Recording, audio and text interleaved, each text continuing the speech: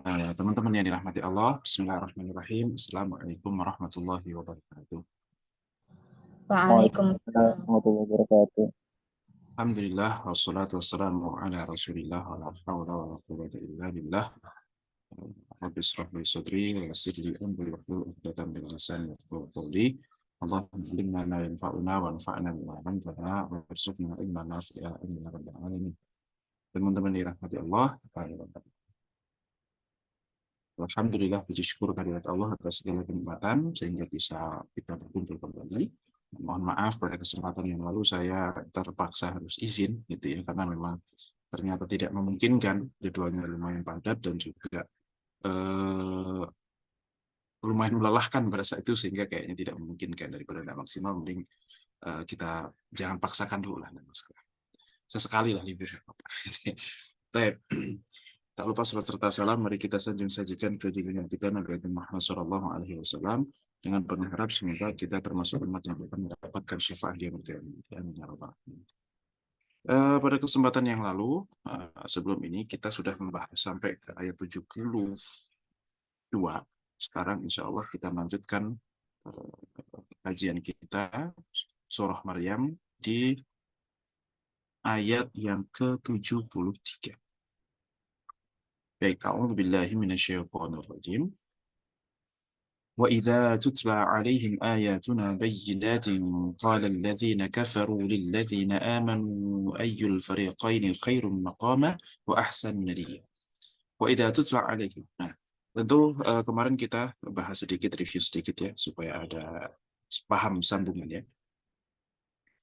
Pada kesempatan yang lalu kita sedang membahas tentang perdebatan antara orang kafir ya, atau pengakuan mereka yang mereka merasa mereka tidak percaya terhadap hari kebangkitan, mereka merasa akan baik-baik saja ya, dan itu dibantah oleh Allah Subhanahu wa taala bahwasanya enggak, mereka akan dimasukkan ke neraka dan mereka akan dimasukkan dengan diperlihatkan juga orang-orang yang dulu disembah, yang dulu diagung-agungkan, yang dulu diharapkan bisa menjadi pembela, malah kemudian menuntut balik dan seterusnya. Baik. Nah, kemudian ini masih tentang cerita orang kafir, kesalahan orang kafir dan juga apa yang akan mereka dapatkan ketika di akhirat. Wa idza tutla, dan ketika tutla itu dibacakan alaihim kepada mereka ayatuna, ayat-ayat kami. Ini bisa ya ayat Quran tentunya. Bayyinatin, secara jelas dan terang, yang mana ayat-ayat Allah itu, Al-Quran ini adalah ayat-ayat yang sangat jelas, sangat mudah difahami, tidak bertentangan dengan logika sama sekali. Tidak ada satupun informasi yang bertentangan dengan logika. Kalaupun ada yang bertentangan dengan logika, berarti yang salah adalah logikanya. Itu sudah satu kepastian gitu ya. Itu sudah satu hal yang ini. Sebagaimana nanti kemarin kita katakan ada beberapa yang orang kafir yang kemudian salah satu Abu Lahab dan seterusnya yang menanyakan apakah mungkin kita dibangkitkan padahal kita sudah dijadikan sebagai tanah, kita sudah menjadi tanah, tulang belulang kita sudah ini, masa kita hidupkan lagi? Apa itu satu hal yang mungkin? Mereka tidak sadar bahwa dulu mereka tidak ada, kemudian bisa diadakan. Nah, masa mengadakan sesuatu yang pernah ada nggak bisa? Padahal mengadakan sesuatu yang dulunya tidak ada pun bisa, kan gitu ya. Nah, jadi mereka hanya membatasi kemungkinan itu pada hal yang mereka pernah ketahui ada. Ya. Yang logis secara kebiasaan mereka. Bukan yang memang logis secara logika, secara kenyataannya. Karena nyatanya kita pernah tidak ada dan ada. Ya, kalau nanti tidak ada, kemudian diadakan lagi, apa susahnya? Wong dulu belum pernah ada juga bisa ada, kan begitu ya. Ini kan harusnya difahami itu. Tetapi karena mereka memang tidak pernah menyaksikan dibangkitkannya lagi seseorang dari mati, akhirnya mereka menganggap tidak mungkin. Padahal mereka tidak pernah menyaksikan saja. Nah, ini kan harus dipahami betul. Ini dua hal yang berbeda. Makanya mustahil itu ada dua, mustahil akal sama mustahil urf. Nah, mereka mungkin menganggap itu sebagai suatu hal yang mustahil, tapi memang mungkin secara urf, ya kalau di dunia ya nggak bisa, karena tidak pernah kita saksikan hal itu. Jadi mustahil secara urf, tapi kalau secara akal, ya apa yang membuat itu hal nggak mungkin. Nah, Al-Quran itu sangat jelas sehingga seharusnya dengan akal yang mungkin biasa-biasa saja itu harusnya sudah bisa untuk mengakui bahwasanya ada kekuasaan Allah di sana. Terus hari kebangkitan itu ya mungkin masalah masalah iya atau tidak ya tergantung Allah menceritakan apa tidak kan gitu ya. Tapi ternyata Allah mengatakan ada. Oh ya sudah. Kalau ada mungkin, kalaupun nggak ada ya itu terserah Allah gitu. Tapi ada gitu ya. Kalaupun ada bisa dan memungkinkan secara akal, meskipun secara uruf itu tidak pernah kita saksikan.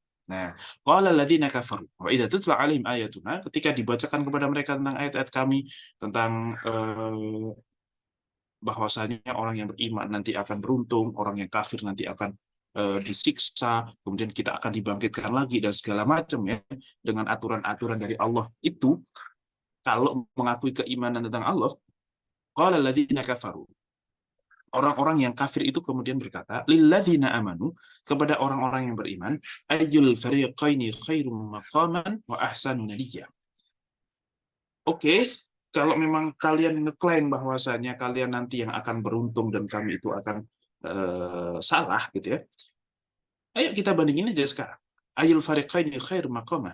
Siapa yang saat ini di antara kita nih, orang kafir Quraisy yang ada di Mekah itu memang pembesar, mereka kaya-kaya, kemudian ketika bermajelis pun mereka dengan orang-orang yang tinggi, petinggi-petinggi, orang yang punya pengaruh, khairun maqama. Nah, nanti ada dua riwayat ini, khairun maqama, ada khairun muqama. Artinya kurang lebih sama, siapakah yang lebih tinggi atau lebih baik kedudukannya atau lebih baik tempat tinggalnya, wa ahsanu nadiya, dan siapakah yang lebih bagus tempat pertemuannya atau yang lebih bagus komunitasnya. Makanya disebut Darun Nadwah, itu tempat ngumpul gitu ya. Nah, Nadia itu dari kata-kata sama, itu kurang lebih Nadwah, intinya berkumpul. Siapa yang lebih bagus komunitasnya? Ini pejabat semuanya. Kami kalau mau apa-apa gampang, kamu tinggal saya sikat beres gitu. Misalnya seperti itu. Mereka merasa bangga dengan hal itu. Oke, kita kita bandingkan saja sekarang. Kalau memang apa yang kamu katakan itu benar, oke kita bandingkan di dunia. Kalau di dunia saja saya sudah mendapatkan privilege seperti ini, saya punya kekayaan, saya punya kekuasaan, saya punya anak, saya punya pengikut, saya punya pengaruh. Ya besok kalaupun benar ada akhirat, ya saya akan mendapatkan hal yang sama sebagaimana Allah ngasih saya semua ini di dunia, besok akan Allah kasih juga. Nah, ini adalah jawaban mereka ketika mereka tidak mampu untuk melawan logika Al-Quran. Ya, biasanya gitu, orang kalah debat itu ngebully. Orang kalah debat itu ngebully. Ya udah, ayo gitu kan, ibaratnya gitu. Bukan kemudian keluarkan hujah, keluarkan dalil, keluarkan argumentasi, bukan. Tapi langsung ngebully, bandingin, ya udah, ayo mana siapa yang ini dan seterusnya. Yang tidak ada hubungannya sebenarnya antara yang sedang dibicarakan dengan yang terjadi. Nah, kemudian Allah menjawab, wa kam ahlakna qablahum. Mereka merasa bangga dengan apa yang mereka dapatkan saat ini, dan mereka merendahkan orang-orang Islam yang pada saat itu sedang dalam kondisi terpuruk. Ya miskin, ya lemah-lemah, ya isinya orang-orang yang tidak punya pengaruh dan seterusnya kan, Bilal bin Rabah, Khobab, apa segala macam itu kan, Yasir, Ammar bin Yasir dan seterusnya, ini kan orang-orang rendahan semuanya. Mereka ngumpul dan seterusnya itu kayak diketawain gitu, tapi ternyata mereka khawatir juga dan mereka paham bahwa ini adalah satu hal yang tidak bisa dibantah. Logika ayat-ayatnya itu tidak bisa dibantah, maka yang mereka lakukan adalah membunuh atau menyerang pribadi masing-masing gitu. Orang jelek aja ini, orang miskin aja kok, kalian juga miskin ini kok, merasa sok paling benar dan seterusnya gitu. Jadi ngebully jatuhnya karena memang tidak mampu untuk mengalahkan logika yang dibawa.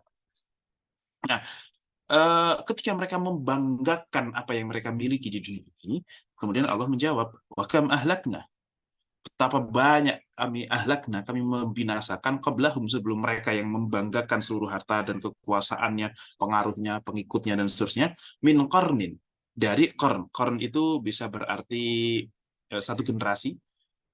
Qarn juga bisa berarti abad, ya. Uh, jadi bisa untuk menunjukkan masa, bisa untuk menunjukkan generasi kaum.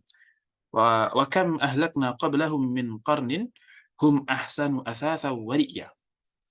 Betapa banyak kami sudah membinasakan umat-umat atau golongan-golongan sebelum mereka yang membanggakan, yang mana golongan yang kami hancurkan itu ahsanu athathan wariyah, memiliki ahsan yang lebih bagus apanya? Athad itu perabotan. Ini kayak ya perabotan rumah ya, misalnya intinya untuk menunjukkan dia itu lebih kaya.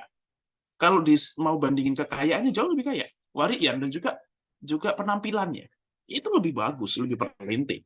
Fir'aun, Korun, Samud, Ad, itu lebih luar biasa dibandingkan orang-orang kafir Quraisy pada saat itu. Ya mereka cuman katakanlah pemimpin ya pemimpin kaumnya saja, yang itu pun terlokalisir hanya di Mekah, dan di Mekah pun ada banyak pemimpin gitu. Fir'aun satu Mesir, bukan hanya satu Mesir, bahkan mungkin lebih daripada itu. Tapi dihancurkan oleh Allah Subhanahu wa taala. Nah, apa mereka nggak mikir bahwasanya dunia ini tidak bisa dijadikan sebagai patokan bahwasanya dia itu disayang Allah atau tidak. Nah, ini makanya buat teman-teman juga sering saya katakan berulang-ulang bahwasanya diberikan sesuatu yang ada di dunia ini bukan tanda Allah cinta. Tidak selalu, walaupun bisa jadi, gitu ya.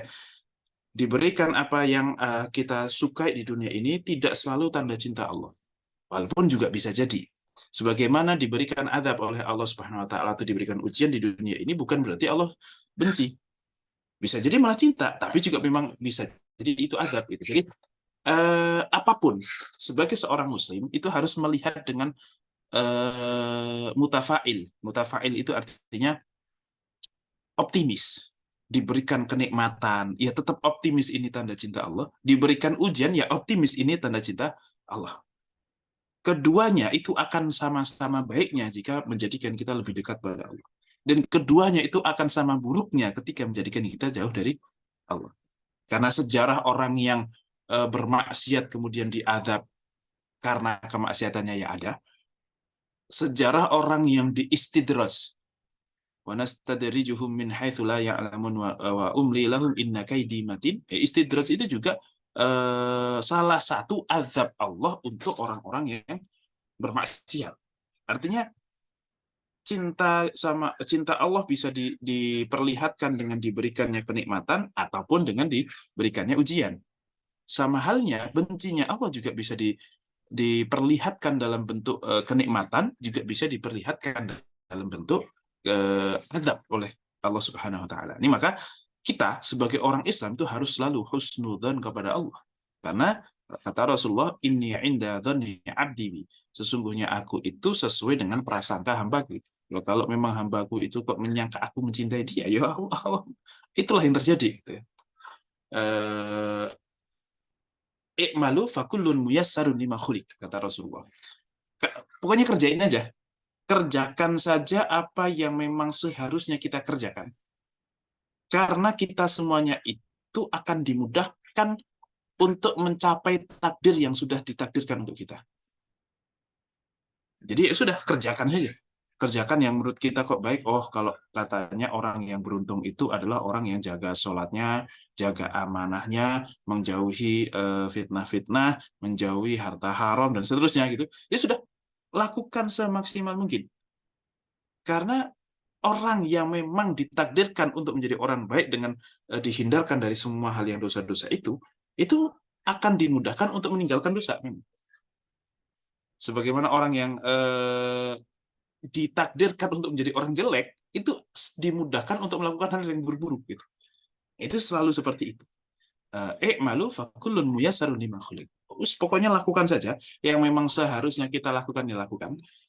Kalau kita kok ternyata melakukan hal yang tidak seharusnya kita lakukan, ya itu atas dasar pilihan kita, dan kita tahu bahwa itu seharusnya tidak, tapi kita tetap lakukan. Itu ya itu pilihan, tapi seluruh pilihan itu ada konsekuensinya, kan gitu. Nah, mereka merasa bahwa diri mereka itu adalah orang yang sangat luar biasa, tetapi kemudian Allah bantah. Banyak kok yang lebih luar biasa daripada kalian, tapi kita hancurkan. Sehingga jangan berbangga-bangga dengan kondisi kalian sekarang. Itu sama sekali bukan patokan, itu sama sekali bukan dalil, itu sama sekali tidak bisa dijadikan sebagai pegangan untuk kehidupan di akhirat kelak. Tentu mereka masih tidak percaya saja bahwasanya akan ada kehidupan di akhirat. Ya sebenarnya masalah percaya atau tidak ini kan khobar yang dibawa oleh Nabi Muhammad SAW. Yang mana ini memang boleh terjadi, boleh tidak, itu terserah Allah sih. Ini satu hal yang sifatnya jais. Mempersiapkan ada surga, ada neraka itu adalah sesuatu yang sifatnya jais buat Allah. Jais itu apa? Ya boleh Allah lakukan, boleh tidak, terserah. Kalaupun Allah tidak lakukan, tidak akan mengeluarkan Allah dari sifat ketuhanan. Tapi kalau Allah kok tidak maha kuasa, nah itu berarti bukan Allah itu, berarti bukan Tuhan itu. Kan itu tidak mungkin. Secara akal tidak mungkin Tuhan kok nggak mutlak kekuatannya, kekuasaannya kok nggak mutlak, itu nggak mungkin. Berarti dia bukan Tuhan. Itu secara akal, ya. Makanya ada sesuatu yang sifatnya wajib, wajib itu tidak boleh tidak. Kalau mau jadi Tuhan ya harus begini. Ada yang sifatnya mustahil. Allah kok ngantuk, berarti bukan Allah itu. Tuhan kok ngantuk, berarti bukan. Tuhan kok mati, nggak bisa. Tuhan kok lemah, nggak bisa. Tuhan kok kemudian punya lawan, nggak bisa. Sebagaimana di sebagian-sebagian di teman-teman yang lain di agama lain itu kayak mereka itu menganggap Tuhan itu lawannya setan. Lah, kok bisa Tuhan lawan setan? Kalau setan lawan malaikat, oke lah. Ya, mereka sama-sama makhluk. Apple to apple gitu. Oke, seimbang gitu. Tapi kalau Tuhan, masa Tuhan kok dilawanin setan? Ya kan Tuhan itu punya kekuatan absolut. Nggak berhak untuk nanding siapapun gitu. Kalaupun setan membangkang, bukan berarti lawan. Yang bangkang aja gitu. Ibaratnya seperti itu. Kalau kemudian kayaknya Tuhan tuh effort banget untuk melawan setan, untuk memperjuangkan kita gitu. Itu kan satu cerita yang agak lucu kalau itu disebut Tuhan. Tapi kalau disebut sebagai apa ya, pemberi syafaat, itu pantas itu. Maka sebenarnya konsep mereka, misalnya nih orang-orang Nasrani itu, konsep mereka memandang Nabi Isa itu kan sebagai pemberi syafaat sebenarnya. Tapi kok bisa dianggap Tuhan? Padahal namanya pemberi syafaat itu kan ngelobi lewat jalur dalam, kan gitu. Yang dilobi siapa? Kalau dia Tuhan kan nggak usah lobby, dia gitu ya. Ya, menunjukkan ini Nabi Isa itu adalah juru lobby. Ini orang dalam. Nah, ngelobinya ke siapa? Ya kepada zat yang lebih tinggi lagi daripada itu semuanya. Gitu. Ya, ini kerancuan berpikir mereka. Oke, ini kembali lagi bahwasanya kalau kalian berbangga-bangga dengan hal itu, maka sesungguhnya sebelumnya sudah banyak sekali yang lebih canggih, lebih kuat daripada kalian, yang lebih mulia secara dunia, yang lebih banyak mendapatkan sisi duniawi, tetapi tetap kita hancurkan. Kemudian kul man kana fi dhalalati, yakni kul katakanlah wahai Muhammad, man kana fi dhalalah, barang siapa yang dalam kesesatan, falyamdud lahu rahmanu madda, maka panjangkanlah umurnya dengan sepanjang-panjangnya. Hatta idza ra'au ma yu'aduna immal adzaba wa imma sa'ah. Sampai kapan? Sampai mereka melihat apa yang dijanjikan kepada mereka. Immal adzab bisa jadi itu adalah sebuah siksaan. Siksaan di sini konteksnya adalah di dunia, entah kalah perang, entah dibunuh, entah diculik, entah apapun itu, entah ditawan, imma sa'ah, atau ketemu ini deh, hari kiamat deh, bahwasanya dunia ini akan hancur. Fasaya'lamuna man huwa syarrum makanan wa at'afu junda. Maka pada saat itu mereka akan tahu siapakah yang syarrun, yang lebih buruk kedudukannya, posisinya, dan yang lebih lemah bala tentaranya. Artinya yang lebih lemah secara posisinya. Siapa yang lebih buruk posisinya? Siapa yang kalah? Siapa yang kemudian lemah? Ketika mereka membanggakan bahwa mereka di atas, kami lebih kuat, kami lebih mulia, kami lebih punya posisi, punya pengaruh, dan seterusnya, maka Nabi Muhammad disuruh untuk berkata kepada mereka, katakan wahai Muhammad, man kana fid dhalalati falyamdud lahu rahmanu madda. Ini ada dua tafsiran. Ada yang mengatakan Nabi Muhammad itu disuruh untuk ngajak mubahalah mereka. Ngajak mubahalah. Mubahalah itu artinya apa ya? Ya udah yuk kita berdoa sama Allah. Yang salah maka akan ketimpa ini. Kayak sumpah pocong lah kalau di kita mungkin. Itu mubahalah sebenarnya itu. Oke, yang salah pokoknya apa namanya akan tertimpa ini. Kita berdoa bersama. Kan kamu ngakunya yang benar, saya juga ngakunya yang benar. Oke, yuk kalau berani memang kita berdoa sama-sama. Yang bohong atau yang salah maka akan tertimpa satu hukuman A misalnya. Kita doa aja sama Allah. Berani nggak? Itu mubahalah.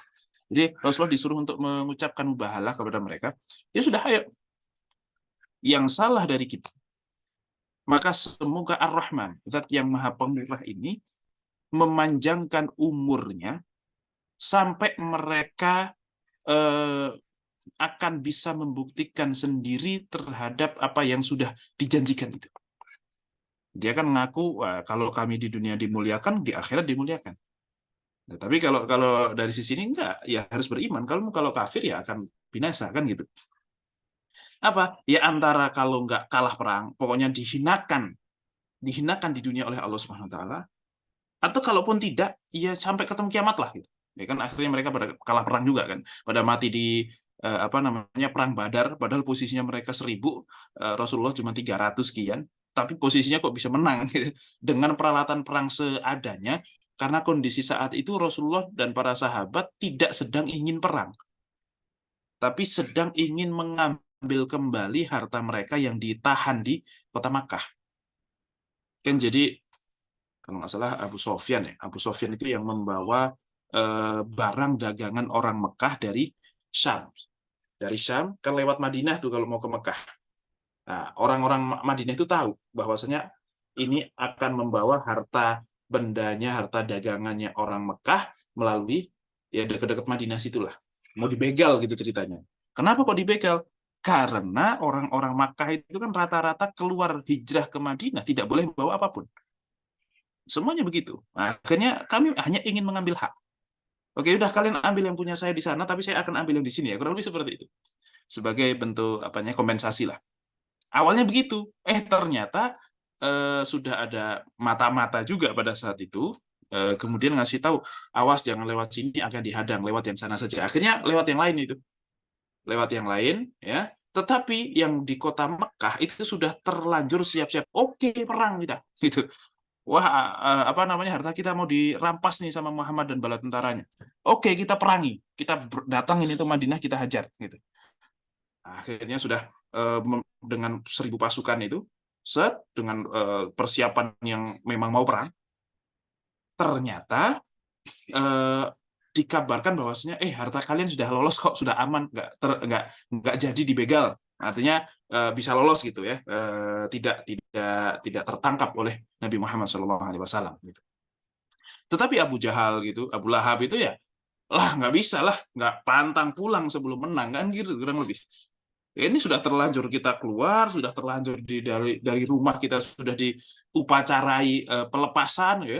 Ibaratnya sudah kalau mau umroh atau mau haji itu sudah pakai walimatus safar, masa gara-gara ketipu pulang lagi ya udahlah nginep aja di Mekah lah gitu, atau nginep aja di Jakarta sebulan gitu biar pulang-pulang dikira udah haji gitu ya kurang lebih seperti itu. Akhirnya mereka tetap jalan terus ya sambil mabok-mabokan, udah bawa perempuan apa segala macam dan seterusnya. Dan Nabi Muhammad pada saat itu langsung perang, langsung persiapan perang, langsung oke, kita rubah status, mereka ternyata lolos dan katanya dari sana akan ada yang menyerang ke sini. Nah, akhirnya terjadilah perang Badar itu dalam kondisi tidak siap sebenarnya. Yang mana apakah kita pulang ke Madinah atau kemudian maju meninggalkan Madinah. Maka idenya kan kalau kita di Madinah dan kalah, itu malah hancur semuanya. Mendingan kita di luar Madinah saja. Kalaupun kalah, mereka punya jeda waktu untuk siap-siap kabur. Kalaupun kita kalah, itu ya. Jadi itu secara strategi perang akhirnya keluar. Nah, terus mendekati sumur bernama Badr itulah. Badr itu sumur. Oke, kalau kita mau menang, gini caranya adalah ini kalau nggak salah usul beberapa sahabat juga. Maka mendekatilah kepada sumber air minum karena itu akan menjadi sumber tenaga. Jadi kalau kita itu kok berada di kandang, ibaratnya kalau punya air minum itu kan kayak di pos yang enak gitu. Udah, kita akan lebih mudah untuk menang.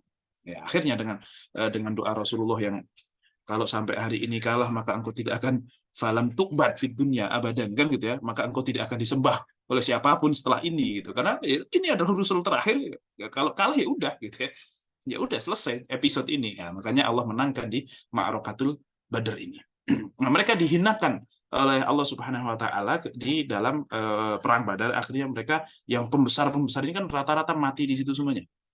Dan bahkan seorang Abu Lahab. Abu Lahab itu kan sudah turun ayat untuk dirinya.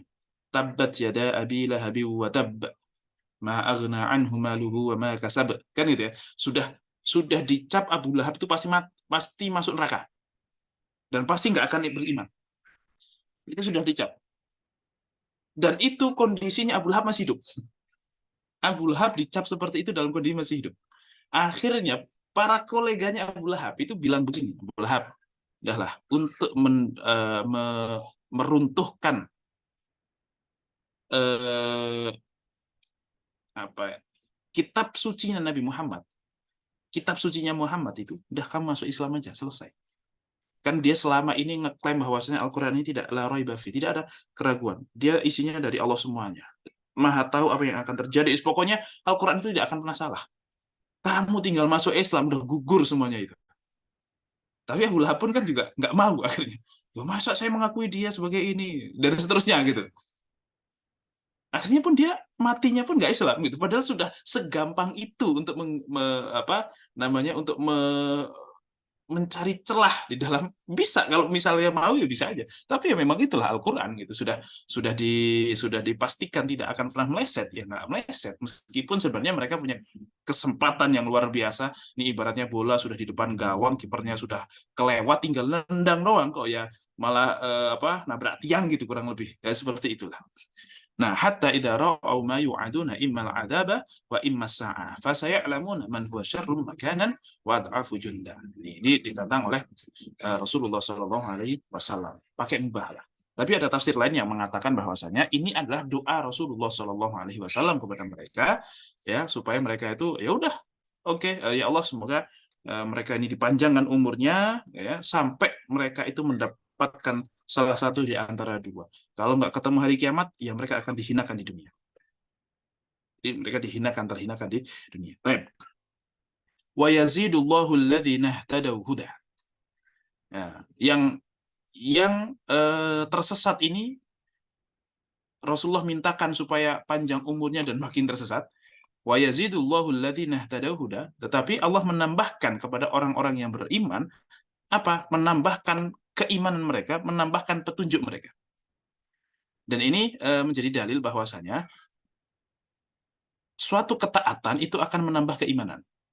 Dan memang satu ketaatan, salah satu hadiahnya, balasannya adalah ketaatan berikutnya. Makanya dalam riwayat Ibnu Abi Syaibah, di dalam riwayat Al-Baihaqi dalam kitab Syu'abul Iman dikatakan begitu. Dzanbun ba'da dzanbin uqubatu dzambi.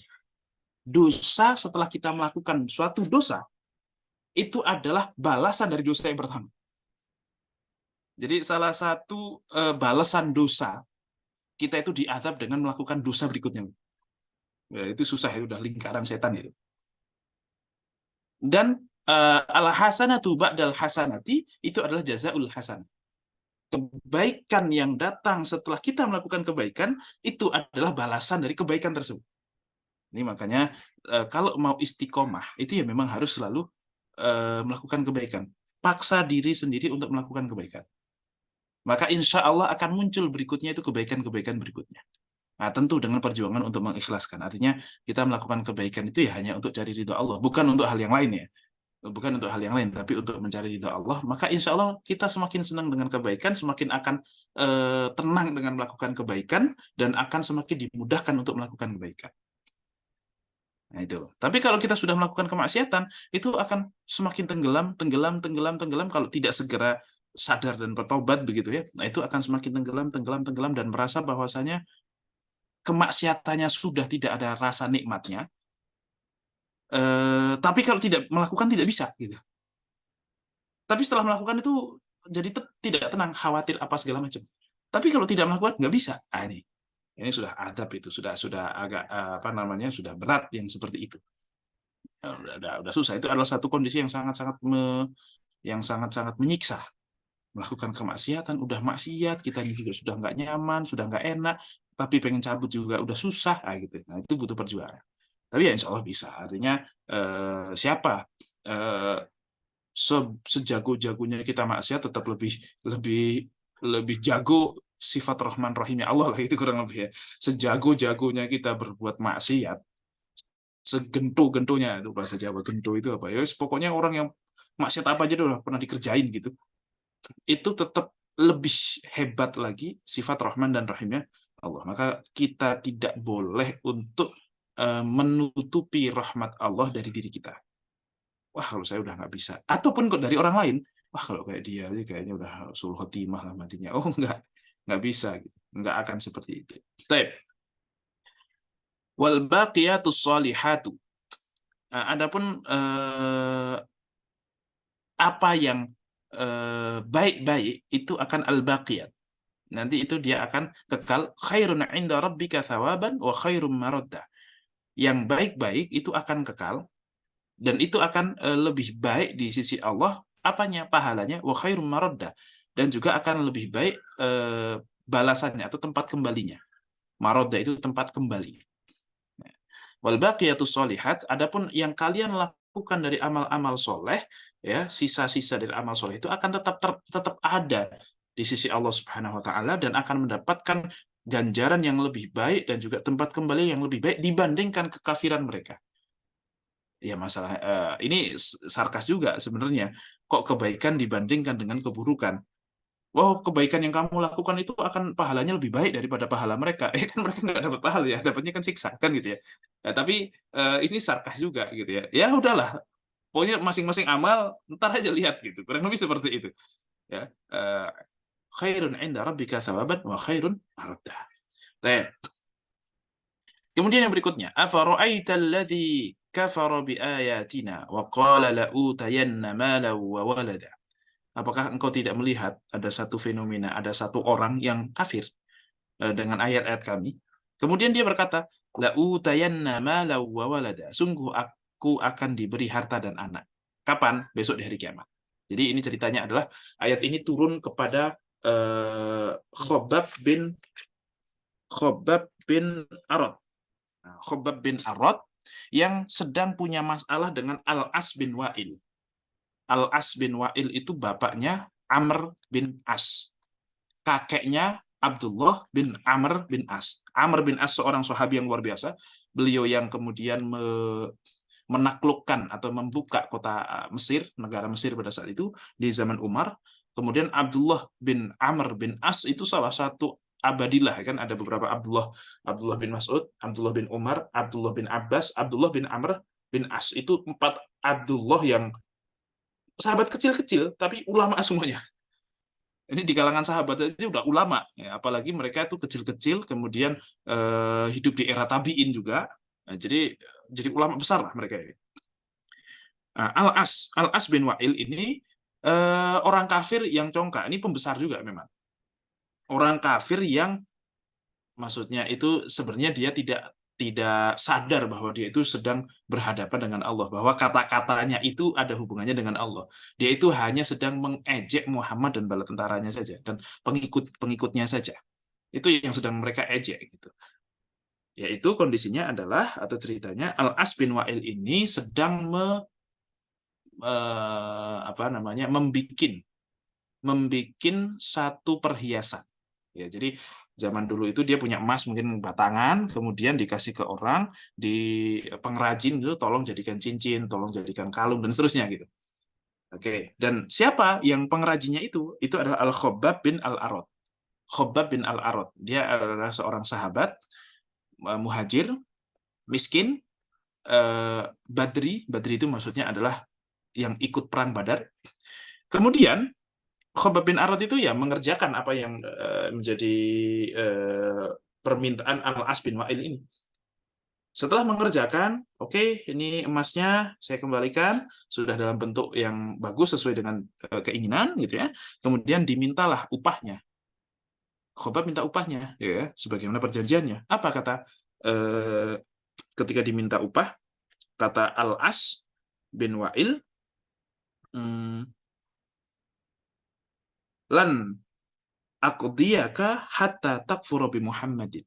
Nah, kata Al-As bin Wa'il, saya nggak akan bayar kamu sampai kamu itu kafir atau mengingkari eksistensi kenabian Muhammad. Sampai kamu mengingkari Muhammad. Saya tidak akan bayar kamu sampai kamu keluar dulu. Sampai kamu keluar dari Islam dulu. Sampai kamu mengingkari Muhammad. Apa kata Khabbab? Ya, orang Islam ditantang, apalagi bab keimanan. Nah, itu kan nggak bisa. Orang-orang Islam ditantang dengan keimanan nggak bisa. Apa? Lan akfuru bihi hatta tamut tsumma tub'ats. Nggak, aku tidak akan pernah mengkafiri Muhammad sampai engkau mati, sampai engkau dibangkitkan lagi. Nah, kemudian dia baru, inilah mab'utsu min ba'dil maut. Aku akan dibangkitkan pada nanti aku udah mati gitu ya. Ya paling ngejek gitu. Pokoknya nggak akan saya bayar. Oh, sebelum nggak akan saya bayar sampai kamu kafir sama Muhammad. Khobab digituin jengkel kan. Justru saya nggak akan kafir meskipun kamu udah mati sampai kamu dibangkitkan lagi saya nggak akan bayar. Nah, terus di pernyataan itulah yang kemudian diolok-olok sama Al-As. Saya kalau sudah mati akan dibangkitkan lagi gitu ya. Kemudian ya udah kalau nanti besok dibangkitkan lagi saya akan punya anak juga, saya punya harta juga, saya akan bayar kamu di situ gitu. Jadi besok ya udah di akhirat saya bayar. Kalau memang beneran saya akan dibangkitkan lagi, saya bayar besok. Saya nanti juga punya anak, saya juga nanti punya harta. Nah, itu kata Al-As bin Wa'il. Nah, ibaratnya ya itulah orang yang cuman bisa ya kalau kayak gitu ini debat gitu ya, tapi ya sudah kehilangan ini ya udah gitu ya. Ibaratnya sombongnya saja yang dikeluarkan, besar besar omongannya saja yang dikedepankan. Baik. At-tala al-ghaiba amit takhada inda rahmani ahda.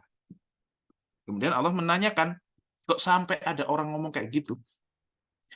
La utayanna mala wa walada, nanti aku akan dikasih harta dan aku juga akan punya anak sebagaimana di dunia saya punya anak ya di akhirat ntar punya anak juga, punya harta juga gitu ya. At-tala al-ghaiba. Nah, dia kok bisa ngomong kayak gitu dari mana? At-tala al-ghaiba. Apakah dia itu bisa melihat yang gaib?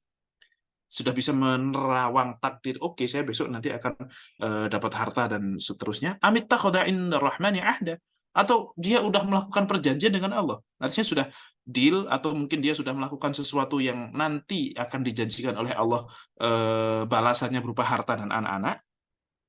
Apakah sudah seperti itu ya? Jadi ada dua kemungkinan, ya tiga sebenarnya. Satu, apakah dia sudah mengetahui yang akan terjadi, yaitu hal yang gaib, ataukah yang kedua dia sudah ada perjanjian dengan Allah, ya entah perjanjiannya adalah dia melakukan kebaikan sampai nanti akan diberikan balasan itu, atau yang ketiga dia hanya ngaku-ngaku saja dan itu ya salah berarti. Ya, maka ternyata sama Allah disebutkan yang ketiga. Kala enggak, dia itu enggak ya, bukan yang tahu dan juga tidak ada janji dengan Allah Subhanahu wa taala. Ya cuma ngomong aja, asal ngeklaim bahwasanya nanti saya akan punya harta dan punya anak. Sanaktubu ma yaqulu wa namuddu lahu minal adzabi madda. Enggak, sekali-kali tidak. Dia tidak akan mendapatkan apapun. Gitu ya. Sanaktubu ma yaqul. Kami akan tulis apa yang mereka katakan.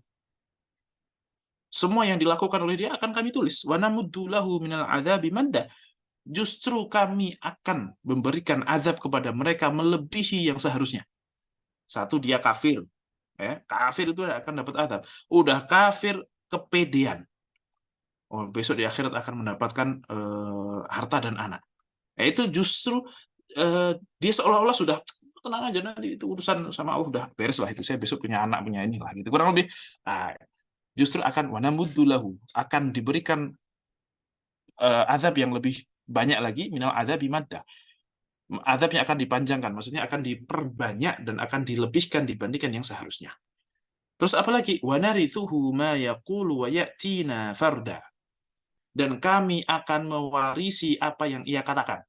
Dia bilang bahwa dia akan diberikan harta lagi dan anak lagi, sebagaimana ketika di dunia dia diberikan harta dan anak. Apa kata Allah Subhanahu wa taala?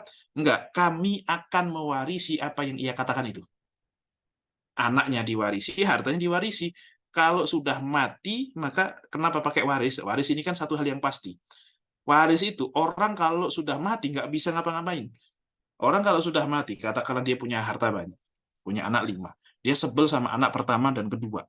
Dia cintanya sama anak ketiga, keempat, kelima. Pokoknya kalau saya mati nomor 1 dan nomor 2 nggak akan saya kasih. Lah, orang mati mati aja.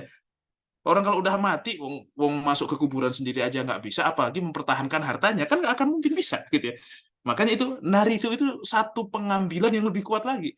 Karena diambil pun dia udah nggak bisa ngapa-ngapain. Jangankan kok mempertahankan, wong dia gerak saja sudah nggak bisa. Nah gitu. Jadi wanarituhu itu artinya mengambil secara lebih kuat gitu. Wanarituhu, kami akan mengambil, mewarisi apa yang dia katakan, klaim dari harta dan anak dan seterusnya, mayaqulu wa yatina farda, dan besok dia itu akan datang di hari kiamat tidak dengan hartanya, tidak dengan anak-anaknya, tapi farda, sendirian. Dan ini juga semuanya ya. Wa narithuhu ma yaqulu wa ya'tina farda. Kita semuanya akan datang sendirian kepada Allah Subhanahu wa taala kecuali dengan amal kita. Ya semoga kita semuanya ditemani amal kita, ditemani Al-Qur'an kita, ditemani apa namanya? Amal-amal soleh ya yang memberikan syafaat untuk kita di hari akhir. Baik. Dan mereka wattakhadhu min dunillahi alihatan. Dan mereka mengambil atau menganggap Tuhan-Tuhan selain Allah. Mereka mengambil banyak Tuhan selain Allah liyakuna lahum izzah, supaya bisa menjadi pelindung bagi mereka. Nah, jadi ini salah satu logika mereka ya, bahwasanya di dunia ini urusan tuh banyak. Karena dunia ini urusannya itu banyak, maka nggak bisa Tuhan kok cuma satu tuh nggak bisa. Logika mereka gitu. Wong Tuhan banyak saja urusan tidak semua selesai. Lah kok Tuhan cuma satu? Nah gitu loh. Mereka kan dipaksa sama Rasul, artinya Rasul kan mengatakan bahwa Tuhan itu satu, akan ada hari kiamat dan seterusnya dan seterusnya. Lawang kita yang bertuhan banyak saja, itu urusan nggak semuanya beres gitu. Kok Tuhan cuman satu? Nah, itu logika mereka itu. Dan mereka berharap bahwa Tuhan-Tuhan itulah yang nanti akan menyelesaikan urusan-urusan mereka. Hey. Apa kata Allah Subhanahu wa taala? Kalla sayakfuruna bi'ibadatihim wa yakununa 'alaihim diddah. Enggak, justru Tuhan-Tuhan yang mereka pertuhankan itu akan mengingkari peribadahan mereka, dan justru yang dipertuhankan itu akan menjadi lawan musuh bagi mereka. Gimana yang Nabi Isa itu? Ilama in qultuhu faqad alimtah. Gimana Nabi Isa ya? Wahai Isa, ilaha ini wahai Nabi Isa, apakah engkau menyuruh orang-orang untuk menyembahmu dan ibumu sebagai Tuhan gitu ya? Enggak ya Allah, saya tidak pernah melakukan hal itu. Kalaupun aku mengatakan, kan aku juga sudah pastinya engkau lebih tahu daripada aku, kan gitu. Gimana tuh ayatnya? Lupa. Pokoknya itulah yang kemarin sudah kita katakan, bahwasanya Nabi Isa pun mengingkari apa yang kemudian dilakukan oleh orang-orang Nasrani yang menyembah dia. Nah, sama dengan malaikat-malaikat pun itu akan mengingkari apa yang dia lakukan. Bahkan setan-setan pun yang mengajak, yang pokoknya ini, itu pun setan malah nggak ana bari umingkum. Saya berlepas diri gitu. Ya salah sendiri dulu ikut dan seterusnya gitu. Nah, jadi itu setan itu karena sudah terlanjur nggak akan bisa masuk surga, akhirnya dia ya sudah minimal nggak sendirian gitu. Ya, emang sifat setan seperti itu ya. Kalau saya gagal ya minimal saya nggak sendirian. Oke, saya harus ada temannya yang lain nih yang gagal, siapa nih kan gitu. Jadi katanya sedih kalau melihat teman itu gagal, tapi lebih sedih lagi kalau melihat teman itu berhasil dan kita gagal. Nah, itu lebih sedih lagi. Ya itu, jadi kita tuh orangnya pengen gagal, gagal nggak terlalu masalah, tapi yang penting jangan sendiri gitu ya. Gagal masalah, lebih masalah lagi kalau gagal kok sendiri. Kalau ada teman masih penting. Nah itulah iblis itu kemudian pengen cari teman supaya ikut sama-sama di jahanam nanti. Nah, waliyadzubillah, jangan mau ya untuk kemudian dikelabuhi sama iblis gitu. Kalla sayakfuruna bi'ibadatihim wa yakununa 'alaihim didda. Enggak, mereka semuanya akan mengingkari atas peribadahan mereka, bahkan besok akan menjadi lawan buat mereka. Alam tara anna arsalna asyayatina 'alal kafirina ta'uzzuhum azza. Apakah kalian tidak melihat bahwasanya kami itu setelah mengutus para setan-setan ini kepada orang-orang kafir ini supaya apa? Ta'uzzuhum azza, untuk mengganggu mereka dengan gangguan. Artinya supaya mereka itu memang diberikan motivasi, diprovokasi sama setan supaya ayo terus, wah kurang seperti ini, kurang mantap gitu. Ya entah motivasinya apapun, kan ada orang itu yang melakukan hal yang tahu itu salah, ya tabu, tapi supaya lebih viral aja, supaya saya semakin terkenal saja gitu. Motivasi nggak ada baik-baiknya sama sekali. Dan dia pun mengakui, dan banyak kan sekarang yang kemudian berani melakukan dengan melecehkan apa namanya agama, dengan yang ya kemarin-kemarin sekarang inilah lagi banyak viral. Nah, itu kan benar-benar karena supaya terkenal saja. Jadi syahwat duniawi saja. Nah, itu setan tuh yang ngomporin. Udah gini aja, terkenal itu nanti. Ya meskipun dia pasti juga sebenarnya mikir ini salah, ya, tapi oh, iya ya, bisa dapat apa namanya spotlight yang banyak, kemudian bisa terkenal, nanti followersnya banyak. Kalau sudah followersnya banyak, mau negatif mau positif itu bisa bisa dimonetisasi lah itu. Kan gitu ya, kayak siapa ya misalnya. Ada beberapa artis tuh yang kayaknya memang dia kalau nggak punya gara-gara, ya bukan artis sih, itu lebih ke public figure atau ya orang yang terkenal lah. Dia kalau nggak ada gara-gara, dia nggak nyari gara-gara, dia nggak akan dilihat media. Kalau nggak dilihat media, dia nggak bisa jualan, nggak bisa pasang iklan di Instagramnya dan seterusnya. Tapi kalau dia punya kasus ribut sama siapa, udah selesai sama ini, nyenggol orang lain lagi, pokoknya yang penting ada ribut terus, biar dia tuh tetap eksis dan bisa pasang endorse terus. Endorse mah terserah apa saja, yang penting ada duitnya, kan gitu. Nah, itu setan itu yang memotivasi, yang kemudian ayo lanjut lagi, udah nggak apa-apa, orang mereka yang komen juga apa namanya, nggak ngasih makan kamu, jangan sok suci, udah bilang aja jangan sok suci dan seterusnya, kan gitu ya. Itu kan satu hal yang biasa kita dengar, dan itu dari setan, karena setan itu memang ditugaskan untuk ta'uzuhum azza, untuk memberikan gangguan motivasi supaya mereka itu semakin kokoh, semakin gigih, semakin semangat untuk melakukan kemaksiatan. Fala ta'jal alaihim, ya, maka janganlah wahai Muhammad, engkau itu terburu-buru kepada mereka, terburu-buru untuk meminta azab kepada mereka, untuk mereka, innama na'uddu lahum adda, karena sesungguhnya innama na'uddu lahum adda, sesungguhnya kami telah hitung bagi mereka perhitungan yang presisi. Artinya semua yang mereka lakukan itu akan ada balasannya, semua yang kalian lakukan juga akan ada balasannya. Makanya wal baqiyatus sholihatu khairun 'inda rabbika thawaban wa khairun maradda. Kan begitu ya. Amal-amal yang baik itu lebih baik di sisi Tuhanmu, baik sisi pahalanya ataupun tempat kembalinya. Jadi udah wala ta'jal, fala ta'jal, udah nggak usah terburu-buru untuk mereka kok kayak gitu ibaratnya gregetan pengen segera mendapatkan adab, nggak sabar kok Allah digituin dan seterusnya. Udah nggak usah buru-buru. Kenapa? Karena semua yang kita lakukan di dunia ini, mau yang baiknya mau yang buruknya, itu pasti akan ada perhitungannya. Innama na'udzu lahum ada, sesungguhnya kami telah hitung untuk mereka dengan perhitungan yang presisi, yang semuanya dihitung. Sehingga kalau ada koruptor kok dihukum ringan, kalau ada orang yang curang kok kemudian baik-baik saja di dunia ini, ya di dunia, artinya kita harus paham bahwasanya ada akhirat gitu. Jadi nggak apa-apa, nggak usah terlalu ngotot lah. Ya kita berusaha sebagaimana manusia itu punya kewajiban untuk amar ma'ruf nahi mungkar. Iya betul. Tetapi jangan karena hasilnya tidak ada terus kita putus asa, terus merasa bahwasanya kita tidak berhasil. Keberhasilan kita itu adalah ketika kita mengingkari sesuatu yang mungkar, bukan menghilangkan kemungkaran. Jadi yang penting kita sudah melakukan, karena perintahnya adalah kita melakukan, bukan menghasilkan. Hasil atau tidak hasil itu prerogatif Allah gitu. Sehingga jangan kemudian sedih atau putus asa kalau ternyata kita tidak bisa berhasil memenuhi atau menyelesaikan suatu masalah. Kenapa? Ya masalah itu Allah yang akan menyelesaikan gitu.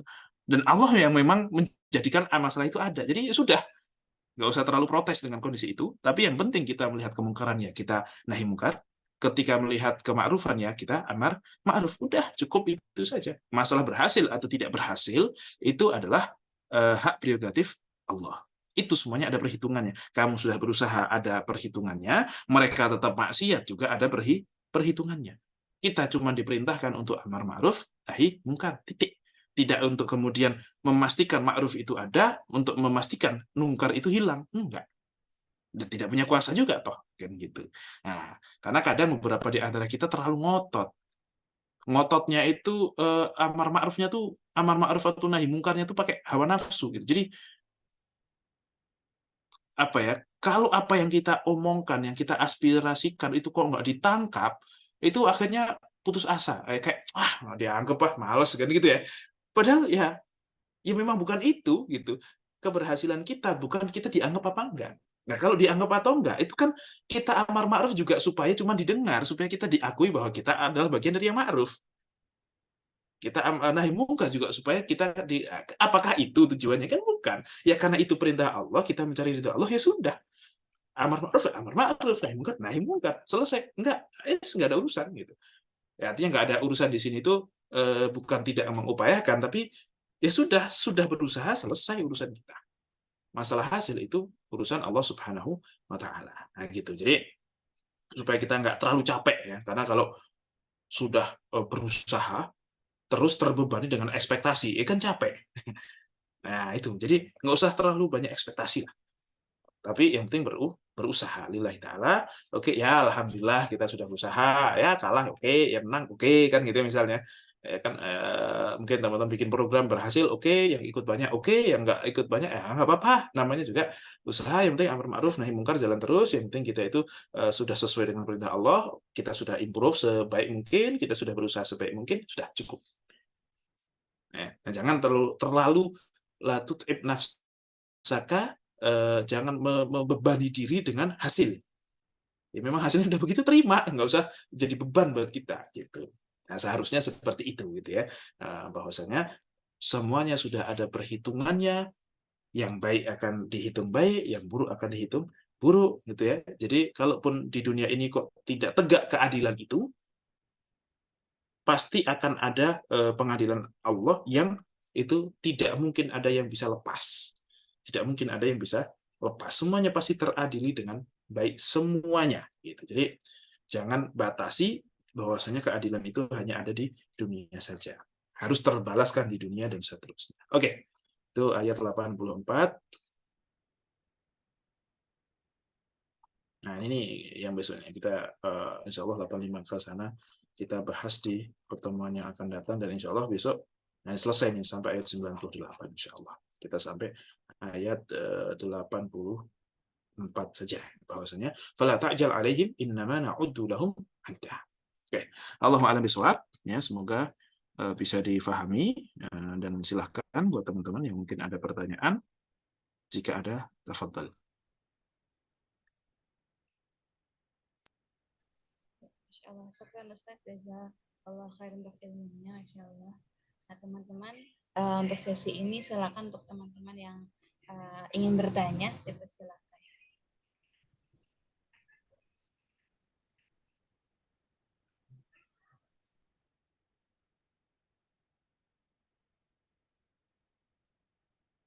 Sampai udah nyampe ini. Lagi minggir di jalan. Masya Allah. Dari mana ke mana? Lagi dari Citayam, Ustaz. Lagi mau arah Margonda. Dari Kondangan. Oh, kondangan. Si kondangan aja. Izin bertanya, Ustaz. Tadi sempat disampaikan perihal hukuman dari dosa itu adalah berbuat dosa ya, Ustaz. Kita terkubang dalam kemaksiatan ya. Nah, itu mungkin memutus apa namanya lingkaran dosa itu cara seperti apa gitu yang bisa kita lakukan gitu. Terkadang sudah istighfar tapi istighfar kita pun perlu diistighfarin lagi gitu, kayak nggak membekas gitu.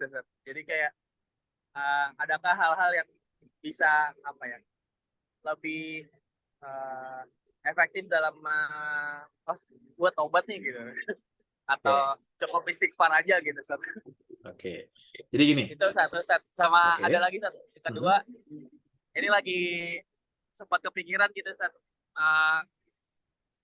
Kalau semisal seluruh hajat-hajat kita udah dipenuhin semua sama Allah, apakah kita berhenti berdoa gitu? Terus sebaliknya juga gitu, Ustaz. Misal kalau seluruh hajat-hajat kita ternyata yang kita doain itu nggak ada yang dikasih sama Allah, apakah kita juga berhenti berdoa gitu? Nah itu mikirnya jadi kayak apakah selama ini menjadikan Allah itu sebagai tempat pemuas kebutuhan kita aja gitu. Nah itu kayak sebenarnya gimana sih apa ya biar komunikasi ke Allah tuh gak transaksional banget gitu. Mungkin bisa dari ya seperti itu, kemarin sempat kepikiran gitu. Oke. Yang pertama begini, orang berbuat dosa, hukumannya adalah dosa berikutnya lagi, nanti dihukum lagi dengan dosa berikutnya lagi, dan seterusnya berantai, kan begitu ya. Wah, ini kan susah, gimana terus kita harus berlepas diri dari dosa itu? Caranya adalah begini sebenarnya, pasrah.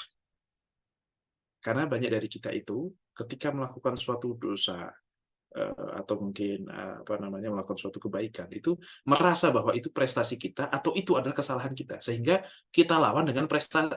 Oke, enggak, saya harus bisa keluar dari ini, saya harus bisa, saya terus gitu. Padahal enggak, ya Allah, ampuni hamba, Rabbana dzalamna anfusana wa illam taghfir lana wa tarhamna lanakunanna minal khasirin. Ya Allah, kami telah zalim, dzalamna anfusana, terhadap diri kami sendiri. Wa illam taghfir lana, kalau bukan Engkau yang menyelamatkan kami, ya kami nggak akan bisa apa-apa. Nah itu, jadi pasrah kepada Allah, ya, bahwasanya ya Allah, ya memang saya itu hamba yang berdosa, yang saya ngaku dosa, dan saya susah katakanlah keluar dari dosa ini, maka tolonglah hambamu ini ya Allah. Jadi diserahkan semuanya itu kepada Allah. Karena kalau kita mikirnya dan mengandalkan usaha kita sendiri, ya itu akan jadi capek dan nggak akan beres-beres. Mikirnya aja udah bulat-bulat itu. Gitu ya. Ini terjebak di dalam satu lingkaran yang nggak akan keluar-keluar. Tapi kalau kita pasrahkan semuanya sama Allah, pasrah ya Allah, Rahman Rahimmu itu bisa menggapai saya, meskipun saya sebenarnya tidak pantas mendapatkan itu karena dengan segala dosa dan track record saya. Tapi saya yakin Rahman Rahimmu itu tidak terkecuali kepada siapapun. Jadi ya sudah, saya berharap itu. Gitu. Nah, itulah yang saya harapkan, itu yang bisa ini. Karena kalau mau mengandalkan diri sendiri, saya itu siapa? Nah gitu. Jadi pasrah kepada Allah, bahwasanya wa khairut tawabin wa khairul khata'in at-tawwabun. Sebaik-baiknya orang yang selalu berbuat dosa itu adalah at-tawwab. Tawab itu artinya tobat. Tobat itu dari taib, tabaya, tubuh itu secara bahasa artinya kembali. Mengembalikan itu kepada Allah semuanya. Udah, pokoknya ya harus pasrah lah gitu ya. Pokoknya saya mau digimanain, monggo, tapi saya minta tolong begini kan gitu. Ya, jadi bertawakalnya itu kepada Allah Subhanahu wa taala. Jadi dalam berbuat dosa, dalam berbuat kebaikan itu pun tawakalnya sama Allah. Insya Allah kalau sudah seperti itu, kita akan jadi lebih enjoy, pede, karena ya Allah itu Rahman Rahim. Oke, jadi tenang gitu. Artinya ketika kita berbuat dosa lagi itu ya Allah tolong saya gitu. Merasa pede karena ada Allah yang akan siap menolong lagi gitu. Kalau kita minta, kalau kita menyadari itu. Nah, jadi yang paling penting itu adalah mengembalikan kepada Allah Subhanahu wa taala. Baik. Terus yang kedua, kalau kita sudah diberikan hajat semuanya, apakah kita berhenti berdoa, atau kalau tidak diberikan hajat semuanya kemudian kita berhenti berdoa? Nah, itu adalah kekhawatirannya Umar bin Khattab. Umar bin Khattab itu pernah berkata begini. Ini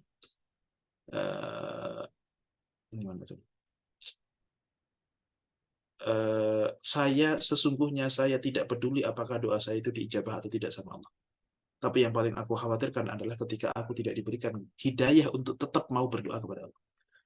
Jadi Umar bin Khattab sudah tidak peduli lagi apakah kebutuhan saya itu dipenuhi apa enggak, saya minta ini dikasih apa enggak. Ya dikasih alhamdulillah, enggak ya udah gitu.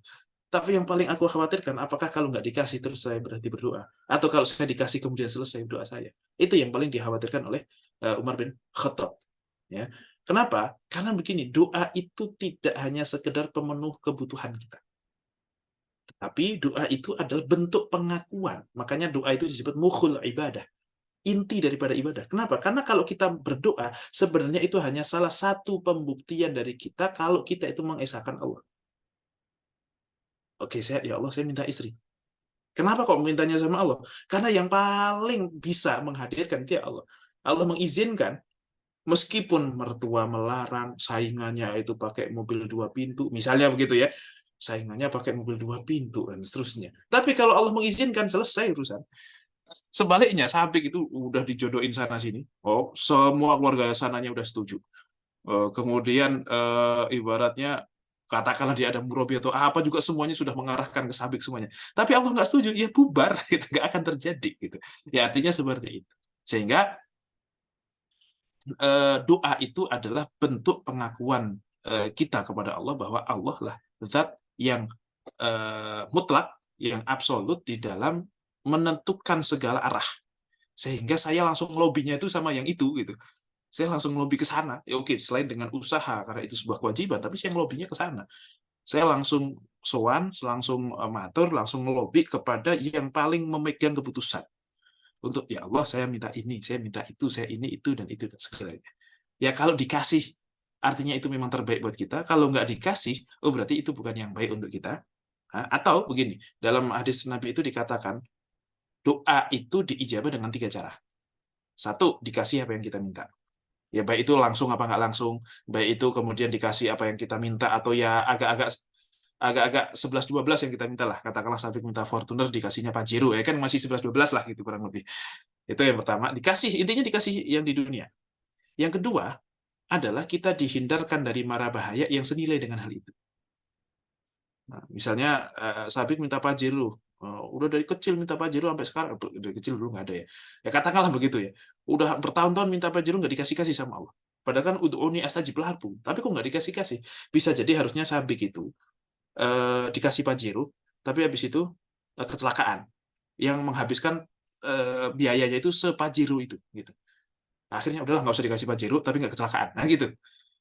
Jadi itu adalah sebuah kompensasi. Yang mana nggak ada urusannya antara yang kita minta dengan dihindarkan dari masalah itu biasa bisa jadi nggak ada kaitannya sama sekali. Itu yang kedua. Yang ketiga adalah Allah simpan seluruh pahala doa. Seluruh apa yang kita mintakan itu menjadi bentuk pahala yang luar biasa besok di hari kiamat, yaitu di surga. Jadi bisa jadi seseorang pengen punya anak, udah doa, udah haji, udah apa segala macam, pokoknya mintanya kemana-mana, udah berusaha dengan sangat keras, doa nggak pernah putus sampai wafat nggak punya anak. Apakah doanya ditolak? Tidak. Tapi apa? Ya bisa jadi Allah menjawabnya dengan dijadikan pahala yang berlipat ganda besok di akhirat. Artinya apa? Jangan batasi ijabahnya doa itu hanya dengan mendapatkan apa yang kita minta. Tetapi ya husnudon saja sama Allah, Allah pasti menjawab doa saya. Dengan cara apa? Yuk, kalau nggak pertama ya kedua, kalau nggak kedua ya ketiga. Dengan cara yang manapun itu semuanya baik kepada kita. Itu akan kembali kepada kita dan itu nggak ada ruginya. Kan gitu ya. Nah, jadi doa itu tidak berhenti ketika kita mendapatkan, doa itu tidak kemudian berhenti ketika kita tidak mendapatkan. Dan katakanlah kita secara duniawi sudah mendapatkan semuanya, apakah kemudian kita meninggalkan doa? Ya kan kebutuhan kita juga bukan cuma duniawi kan gitu. Nah, itu kan juga perlu dicatat. Misalnya kok seperti itu kondisinya, gitu ya. Tidak hanya duniawi dan berdoa kepada Allah tidak pengakuan kepada Allah tidak harus selalu doa. Kadang bisa jadi ya, bersyukur ya Allah, alhamdulillah udah dikasih ini semuanya. Oke ya saya sekarang tinggal taatnya aja udah. Pokoknya kalau kebutuhan dunia saya sudah tidak nuntut apa-apa lagi lah misalnya. Tapi ya saya pokoknya mau bersyukur terus kok saya diberikan kondisi yang seperti ini di saat orang-orang lain yang mungkin sepuh-sepuh masih struggling, masih apa. Ini kok saya masih usia 30-an, anak sudah punya 5 misalnya gitu ya. Anak punya 5, sudah punya penghasilan pasif yang itu sudah cukup untuk harian, pagi bisa ngasih makan burung, nganterin anak, sore-sore itu sudah pakai sarung bakar sampah gitu ya. Pokoknya gitu ya. Akhir bulan tinggal ngetok-ngetok apa namanya kontrakan, uang kontrakan dan seterusnya. Ini alhamdulillah pokoknya kalau untuk kebutuhan dunia saya udah nggak nuntut lagi. Tapi kan bukan berarti tidak berkomunikasi dengan Allah Subhanahu wa taala. Tetap kemudian alhamdulillah mengakui semuanya itu dikembalikan kepada Allah dan seterusnya. Nah, gitu. Ya, bahwa kalau kita menganggap doa itu pemenuhan kebutuhan ya. Tapi kan masalahnya kebutuhan kita itu tidak hanya duniawi dan sudah semuanya itu ya yang dunia, yang akhirat kan belum. Makanya tetap berdoa kan gitu. Tapi juga kalau tidak dikasih, ya jangan berhenti berdoa. Karena apa? Ya dengan cara yang apapun itu pasti akan kembali kepada kita kebaikannya. Nah, cuman yang perlu dikhawatirkan, kira-kira itu kalau nggak dikasih atau udah dikasih, masih mau doa apa enggak? Itu yang perlu kita khawatirkan. Sebagaimana inilah ahmilu, kata-kata Umar bin Khattab. Inilah ahmilu hammal ijabah, walakini ahmilu hammad doa. Saya itu nggak khawatir terhadap mau dibalasnya pakai apa, dibalas apa enggak sama Allah. Yang paling saya khawatirkan itu kalau saya sudah tidak mau berdoa lagi kepada Allah. Ya entah karena sudah terlalu dikasih atau karena tidak pernah dikasih. Itu dua hal itu kan sangat memungkinkan kan gitu ya. Nah, makanya bisa jadi Allah kasih tapi tunda-tunda biar apa? Biar tetap doa terus dikasih agak lupa dikit terus punya kepengenan lagi doa lagi lama dikasih agak lupa lagi dikasih kemudian dikasih keinginan lagi doa lagi ya gitu mungkin ya karena kelas kita masih kelas yang seperti itu ya Allah alam itu yang terbaik untuk kita semuanya dan kita harus selalu husnudzon sama Allah bahwa cara Allah nge-treat kita di dunia ini itu adalah karena Allah cinta sama kita. Itu harus selalu ada di dalam diri kita. Raditu billahi rabba wa bil islami dina wa bi Muhammadin nabiyya wa rasulah. Itu. Pokoknya Allah apapun yang kau takdirkan untuk saya itu pokoknya saya menganggap itu indah, terima kasih, saya ridho, saya ikhlas, saya pokoknya terima. Enak banget hidup kayak gitu.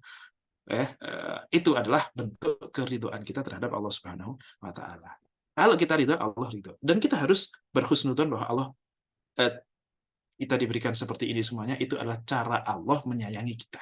Itu adalah bentuk cintanya Allah. Pas dikasih nikmat itu cintanya Allah, pas dikasih ujian itu cintanya Allah. Nah, itu paling enak seperti itu. Kalau bisa, walaupun ya kadang pusing juga kan, sampai kayak, aduh ini yang nggak ada yang pesen lagi, orang udah mulai masuk kuliah, nggak ada yang order kan gitu, misalnya mau nak undangan seminggu 3 kali lagi, ngamplopnya 1 kali 100.000, wah pusing kayak gitu. Ya, kalau dipikir pusing ya, ini nggak usah dipikir, dijalanin aja gitu. Allah alam bisawab. Baik, San. Terima kasih, San. Ya. Oke. Ada lagi mungkin?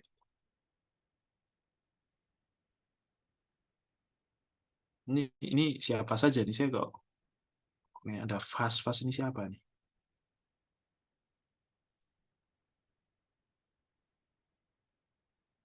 Mana sih, siapa namanya? Sauki, Vina. Iya, Ustaz. Tadi Vina katanya belum bisa join karena sinyal dan memorinya penuh. Jadi install Zoom juga tadi agak lama. Terus kalau Safi katanya masih di jalan tadi bareng Safi. Oh, malah kondangan temen gitu ya. Ada semua. Emang masa-masa kalian itu masa-masa sering kondangan sih. Ya, sabar aja lah. Kalau di kondangan itu yang belum nikah ya pasti dicengin, ya udah emang fasenya aja gitu. Keren ya, Ustaz.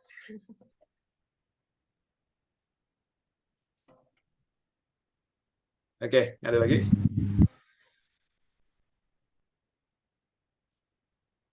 Kalau misal di luar dari ya kemarin boleh Ustaz? Boleh. Iya. Kemarin kan itu menyampaikan di akhir kalau ya sabar gitu. Kalau sabar kita cuma sampai mati ya Ustaz ya. Apakah setelah kematian nanti kan ada kebangkitan? Kebangkitan kan ada namanya yaumul mahsyar. Itu menunggu waktu tunggu lama sampai Rasulullah pun bersujud lama kepada Allah untuk segera dimulainya penghisapan tersebut.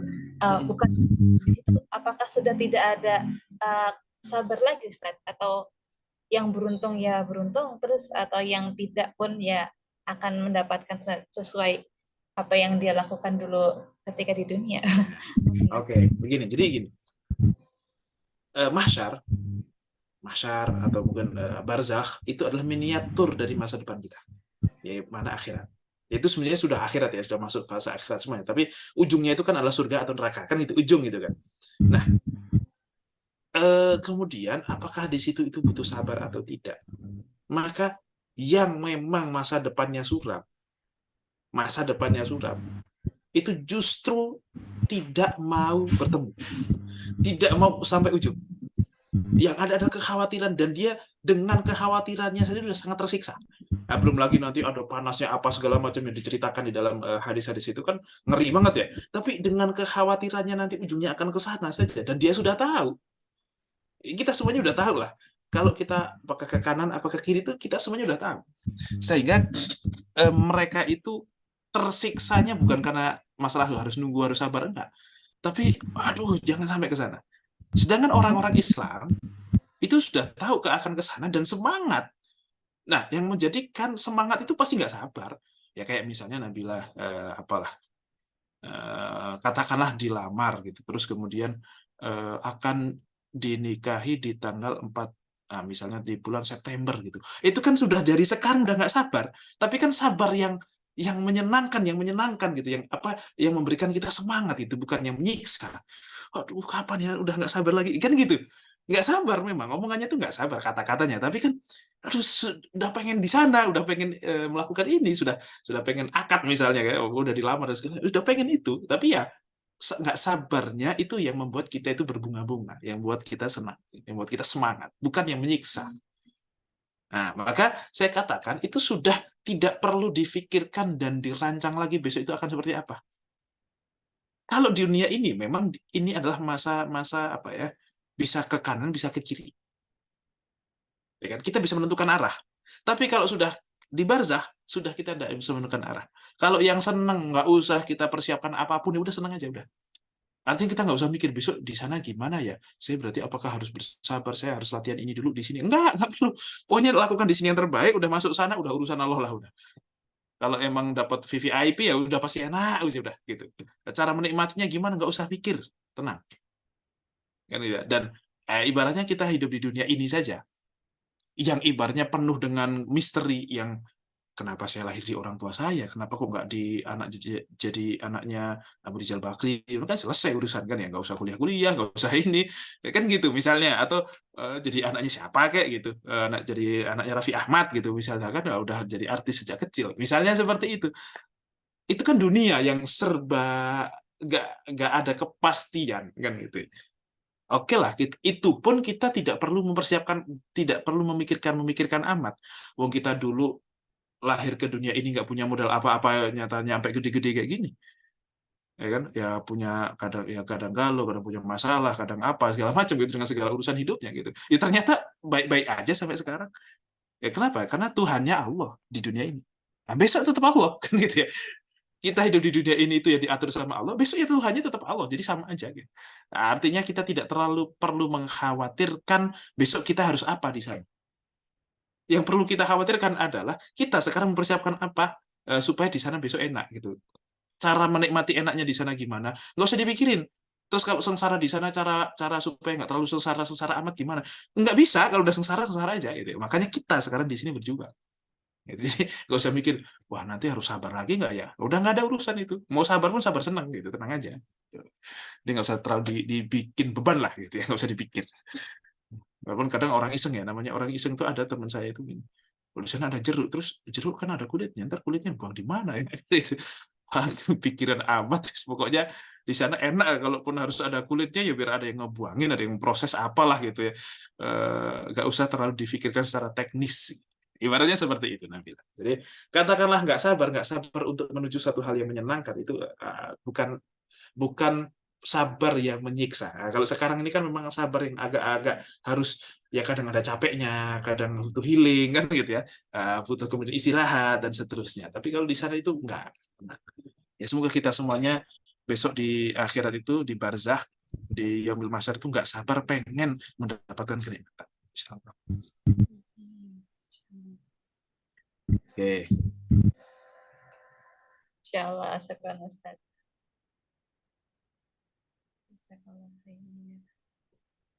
Mana teman-teman yang masih mau bertanya? Masih ada waktunya. Kita 2 pekan ini tidak tatap muka langsung dengan Ustaz. Ya nih, pekan ya, mohon maaf. Oh ya, siapa? Sauki ya? Ada yang kenal Pak Ferry lagi selain Sauki? Pak Ferry.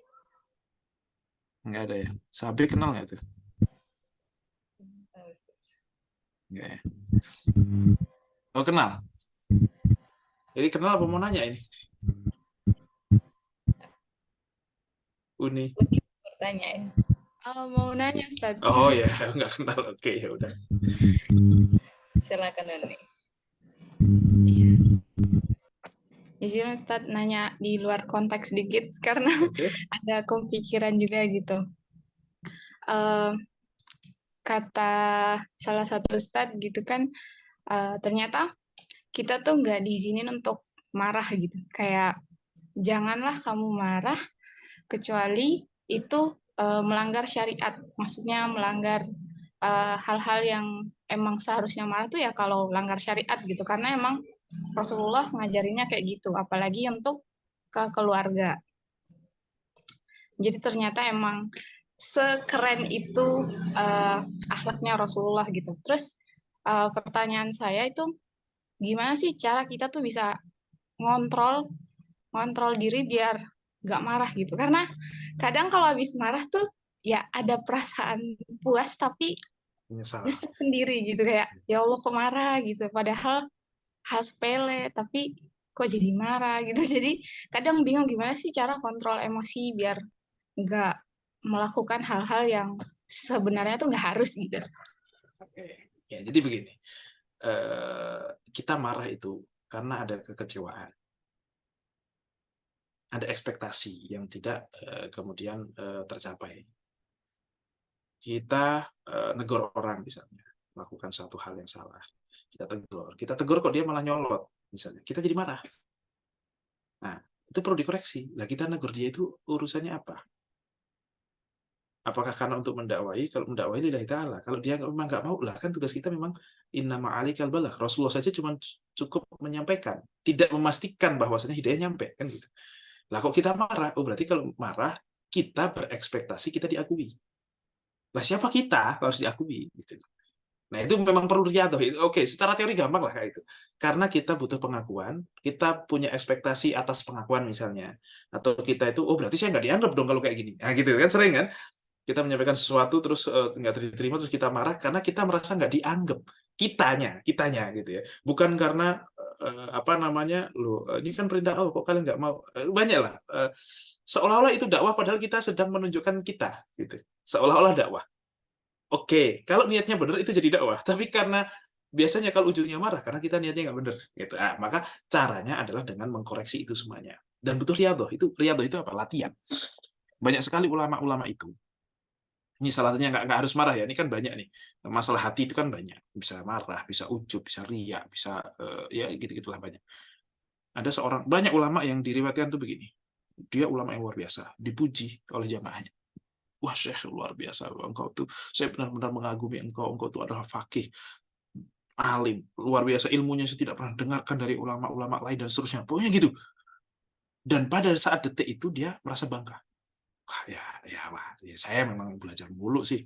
Ya misalnya saya bacanya banyak gitu. Artinya agak ada kebawa dia. Dia termakan oleh omongan jamaahnya itu. Apa yang dia lakukan setelah itu? Dia nyesal setelah itu. Dia pergi ke toilet masjid. Dia bersihin itu toilet. Untuk menghancurkan rasa sombong. Nah, kamu ngapain sombong? Kamu tuh masih bersihin pipisnya orang. Ini bekas pipisnya orang, bekas apa namanya pupnya orang tuh kamu bersihin, ini kamu masih kena najis-najisnya. Terus ngapain kamu sombong? Artinya gitu, untuk menghancurkan, untuk menahan rasa sombong itu dengan mengkondisikan supaya kamu tuh apa lu kok kayak gitu aja sombong. Kamu tuh ngapain sih kayak gitu aja kok marah? Nggak dianggap kok marah. Emang kamu siapa ya? Memang kamu bukan siapa-siapa. Misalnya gitu kan. Nah, itu perlu kemudian dilakukan riyadhah. Ini seorang ulama-ulama yang besar saja melakukan hal itu gitu. Ya apalagi kita yang bukan siapa-siapa gitu ya. Tapi ya ini sih manusia itu melakukan kesalahan itu nggak masalah kok. Memang manusia itu tempatnya salah. Yang penting setiap melakukan kesalahan itu ada pelajaran yang bisa kita ambil. Itu kan yang paling penting gitu. Ya, jadi oke habis itu marah itu ya nggak apa-apa, tapi kita benar-benar harus mengambil pelajaran betul itu. Kan mahal itu. Kan kita harus melukai orang kan gitu ya, kita harus marah kemudian melukai hati seseorang dan seterusnya, itu kan mahal bayarannya lah. Masa dari yang mahal itu kita terus nggak dapat apa-apa? Ya dapatlah sesuatu gitu. Ya udah yang sudah terjadi udah gitu kan. Memang kita manusia biasa, kita marah ya akuin saja kita manusia biasa, tapi ambil ininya lah, ambil hikmahnya supaya kita itu tidak rugi-rugi amat gitu. Harus benar-benar bisa mengambil ibrahnya. Nah, mungkin itu ya. Jadi perlu riadoh memang. Teorinya gampang insya Allah. Pokoknya kalau kita niatnya nggak benar, maka kemungkinan marah itu kalau tertolak pasti besar. Maka perbaiki niat. Nah, cuman masalahnya memperbaiki niat itu yang sangat sangat berat. Perlu riadoh, perlu pembiasaan diri, perlu dipaksa dengan melakukan riadoh itu kayak olahraga lah. Riadoh itu bahasa Arab, ya, namanya olahraga lah. Ya, olahraga itu artinya ya supaya kita punya kekuatan yang lebih kan untuk menahan itu semuanya, untuk bisa mengkondisikan itu semua. Perlu latihan. Itu. Nah, latihannya salah satu ulama itu sampai segitunya untuk melatih diri supaya nggak sombong. Itu. Nah, gitu paling kalau dari saya seperti itu. Allah a'lam bishawab. Iya, mau nanya lagi Ustadz kalau boleh. Pertanyaan selanjutnya itu, gimana sih cara kita tuh ikhtiar yang semaksimal mungkin, gimana ya? Aku bingung jelasin. Jadi kan kita merasa kita udah bisa menikmati indahnya iman gitu. Terus kan kita udah merasakan nih nikmatnya iman. Jadi kayak kadang sedih kalau benar Ustaz. Matiin videonya nggak apa-apa kalau nggak kuat. Ya, saya izin videonya Ustaz. Jadi kayak kadang mikir gimana sih caranya biar aku bisa ikhtiar sebaik mungkin di dunia, biar bisa ngajak orang yang aku cinta itu bisa menikmati iman itu juga gitu. Kadang mikir apa doa aja cukup gitu.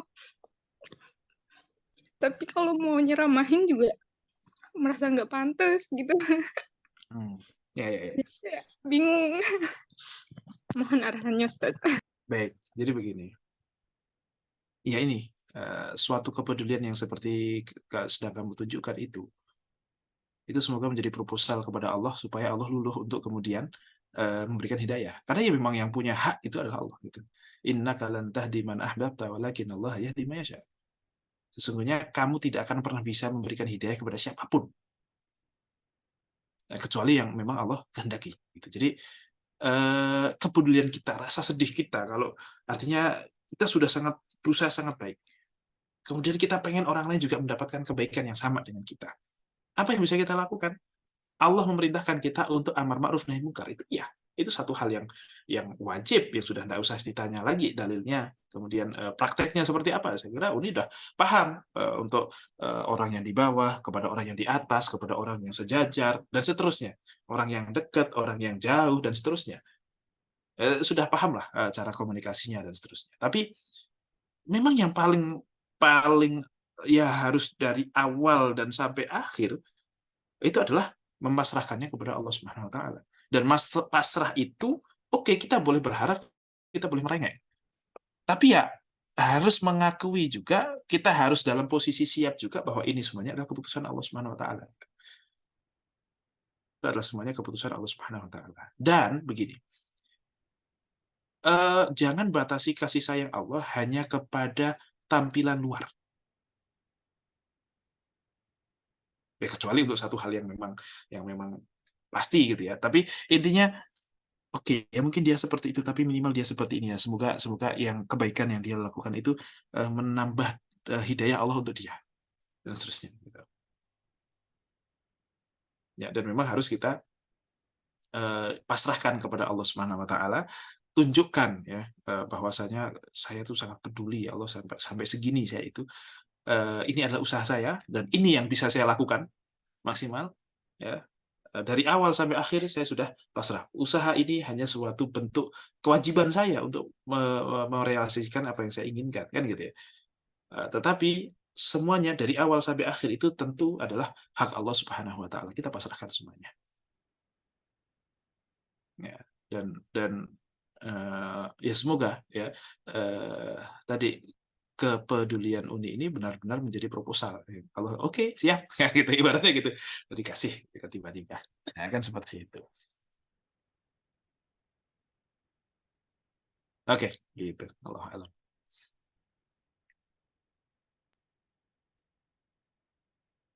Saya biasanya tuh ngisi fikih itu ngomongnya hukum itu kan sacet gitu ya. Iya enggak.